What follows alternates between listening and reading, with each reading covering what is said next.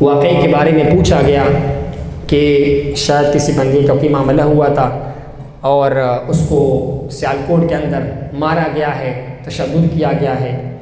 تو زیادہ علم تو مجھے نہیں ہے، لیکن شرعی مسئلہ یہ ہے، اگر ایک انسان سے بالخصوص جب وہ غیر مسلم ہو، مسلمان نہ ہو، پہلے تو اس کے بارے میں تحقیق ضروری ہے کہ بندے نے کیا غلطی کی ہے، گستاخی کی ہے، بے ادبی کی ہے یا نہیں کی ہے۔ اس کے بعد جو ہے کچھ طریقہ کار ہوتا ہے۔ ایک انسان سے غلطی ہو جاتی ہے، غلط کام کا ارتکاب کرتا ہے۔ حدیث مبارکہ میں ہے کہ اگر کسی بندے پر کوئی بندہ کوئی حکم لگا دے کہ اس نے فلان کام کیا ہوا ہے، تو البینۃ علی المدعی والیمین علی من انکر، جو بندہ دعویٰ کرے گا وہ گواہ پیش کرے گا، قاضی کے سامنے گواہ پیش کرے گا، اس بندے نے غلطی کیا ہے، گستاخی کی ہے یا کوئی بھی غلط کام کا ارتکاب کیا ہوا ہے، اور جس بندے پر دعویٰ ہوا ہے اپنی صفائی میں قسم پیش کرے گا۔ ایک تو یہ طریقہ ہوتا ہے۔ دوسری بات یہ ہے کہ اگر وہ بندہ غیر مسلم ہے، نان مسلم ہے، وہ شاید کسی اور ملک کا ہے، تو ہوتا کیا ہے کہ اسلام کے کچھ دائرہ کار ہے، کچھ طریقہ کار ہے۔ کچھ مسائل میں مسلمانوں کے لیے آسانی نہیں ہے، لیکن کفار کے لیے، ذمیوں کے لیے، ان کے لیے آسانی یا کہہ لیں کچھ رعایت ہوتی ہے۔ جب ان سے غلطی ہو جائے، غلط کام کا ارتکاب کرے، ان کو بتایا جاتا ہے کہ یہ کام غلط ہے، اس کو رجوع کا کہا جاتا ہے۔ اس کی وجہ یہ ہے کہ اگر ہر بات پر انسان تلوار اٹھائے، قتل کرنا شروع کرے، مارنا شروع کرے، تو اس دین کے بارے میں، اسلام کے بارے میں، بالخصوص کفار کے درمیان وہ غلط تاثر پھیل جاتا ہے کہ یہ قتل و غارت کا دین ہے، معاذ اللہ، اس میں حوصلہ نہیں ہے، اس میں برداشت نہیں ہے۔ پھر اس کے بعد مارنے کا طریقہ بھی ہے۔ ایک بندہ اگر گستاخ بھی ہے، غلطی بھی کرتا ہے، پہلے تو کام ہے ریاست کا، مقننہ کا، قضاء کا، عدلیہ کا، کہ اس کے بارے میں وہ اقدام کرے، اور اگر وہ اقدام نہیں کرتا اور بات بگڑتی چلی جاتی ہو تو قتل کرنے کا بھی طریقہ ہوتا ہے۔ حدیث مبارکہ میں ہے لا يعذب بالنار الا رب النار، کسی کو مارنا ہو، قتل کرنا ہو، اس کو آگ سے مت جلاؤ۔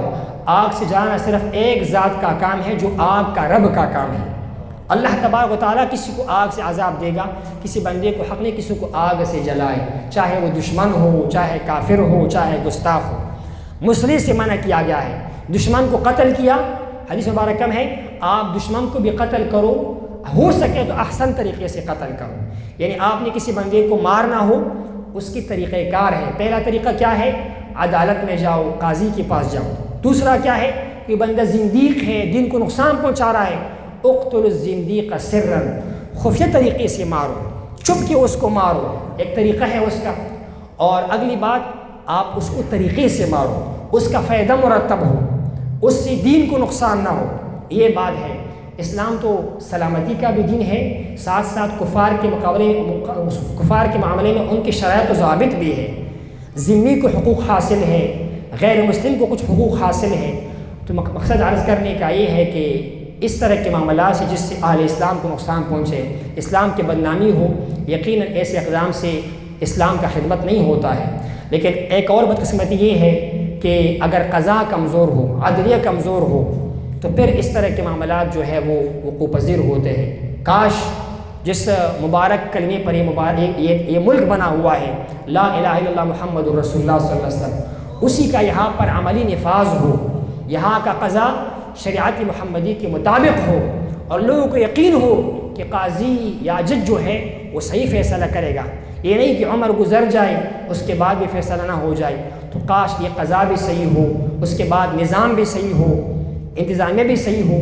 اس طرح کے معاملات پر جو ہے وہ وقوع پذیر نہیں ہوتے ہیں۔ اور باقی اس کے آڑ میں مذہب کو بدنام نہیں کرنا چاہیے۔ اسلام مبارک دین ہے، کچھ لوگ معاذ اللہ اس کو آڑ میں دین کے بارے میں باتیں کرتے ہیں، مذہب کے بارے میں باتیں کرتے ہیں۔ اس مذہب کو کسی کے جنونیت کی وجہ سے، جذبات کی وجہ سے بدنام نہیں کرنا چاہیے۔ یہ تو وہ مذہب ہے جس میں اخلاق کی وجہ سے، جس میں حسن سلوک کی وجہ سے ابو سفیان سب سے بڑا دشمن تھا، اس کے گھر کو امان کا گھر قرار دیا گیا۔ بڑے بڑے دشمنوں کو اسی لیے معاف کر دیا گیا کہ اس کی وجہ سے لوگ اسلام کی طرف مائل ہو جائے، دین کی طرف مائل ہو جائے۔ اور نہ فقہ کا اس کا تمسخر اڑانا چاہیے۔